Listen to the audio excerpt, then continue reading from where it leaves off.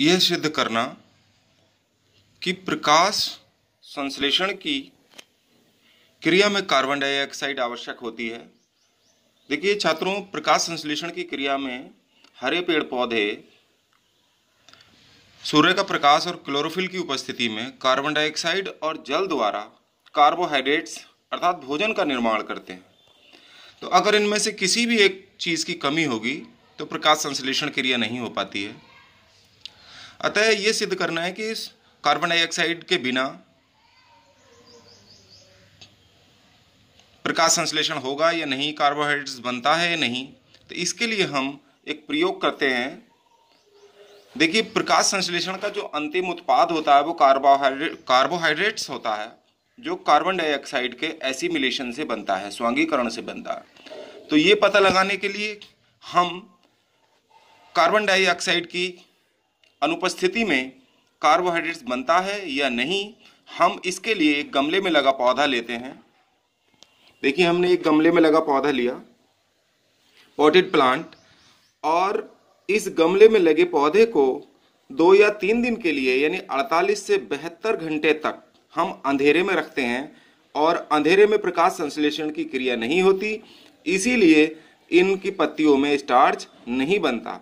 तो यानी कि स्टार्च रहित डी स्टार्च्ड बनाने के लिए प्लांट को हम अंधेरे में रखते हैं 2 या 3 दिन के लिए। और उसके बाद इसकी एक पत्ती लेकर आधी पत्ती को कॉर्क, रबड़ की तरह होती है, कॉर्क को काटकर 2 भागों में और एक चौड़े मुंह की बोतल में इसकी आधी पत्ती को अंदर धंसा दिया जाता है और कॉर्क से इसको बंद कर देते हैं। और उसके बाद इस संपूर्ण उपकरण को हम धूप में रख देते हैं। ये हमने किसी आधार से बोतल को टांगना पड़ेगा, हम रख देंगे। और इस बोतल के अंदर पहले KOH यानी पोटेशियम हाइड्रोक्साइड का विलयन भर देते हैं। पोटेशियम हाइड्रोक्साइड की विशेषता ये है कि अगर इसमें पहले से कहीं कार्बन डाइऑक्साइड होगी बोतल में या पत्ती से, तो उसको कार्बन डाइऑक्साइड को ये अवशोषित कर लेता है, सोख लेता है। तो अब इसमें कार्बन डाइऑक्साइड नहीं है और इस स्टार्च्ड हम यानी कि स्टार्च रहित पहले ही कर चुके हैं अंधकार में रखकर। अब हम इस संपूर्ण उपकरण को 7 या 8 घंटे के लिए धूप में रख देते हैं। धूप में रखने के बाद देखेंगे इस उपकरण को 8 घंटे बाद इसकी लीफ को अलग निकालेंगे और इसकी लीफ को तोड़ लेंगे। तो जो भाग धूप में होगा ये पत्ती का, इसको मोल का आधी लीफ प्रयोग भी कहते हैं, आधी पत्ती, half leaf experiment of mole. तो इसकी आधी पत्ती में यहाँ तो स्टार्च बनेगा, प्रकाश संश्लेषण की क्रिया होगी यानी कार्बोहाइड्रेट का निर्माण होगा। लेकिन जो अंदर है यहाँ पे कार्बन डाइऑक्साइड नहीं पहुँच रही है, और अगर कार्बन डाइऑक्साइड पहले से होगी तो इसको अवशोषित कर लिया KOH ने, तो यहाँ कार्बन डाइऑक्साइड नहीं है। तो इससे कैसे, तो यहाँ स्टार्च बनेगा और यहाँ नहीं बनेगा, इसको हम देखते हैं। तो देखते हैं थोड़ी 8 घंटे बाद, तो अंदर वाली लीफ पर स्टार्च नहीं बनता है और बाहर स्टार्च बनता है। इससे सिद्ध होता है कि कार्बन डाइऑक्साइड प्रकाश संश्लेषण के लिए बहुत आवश्यक है।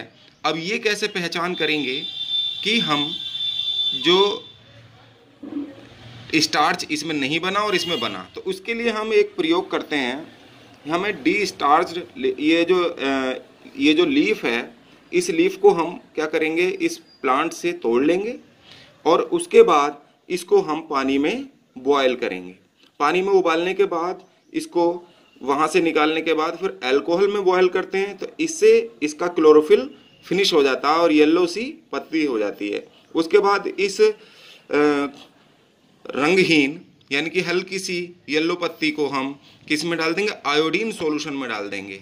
आयोडीन सॉल्यूशन में डालेंगे तो एक भाग इसका क्या होगा, इसका जिस भाग में स्टार्च बना है वो नीला या काला रंग का हो जाता है, और जिस भाग में स्टार्च नहीं बना वो रंगहीन रहता है, कलरलेस होता है। तो इससे सिद्ध हो गया यहाँ स्टार्च नहीं बनी और यहाँ स्टार्च बन गई।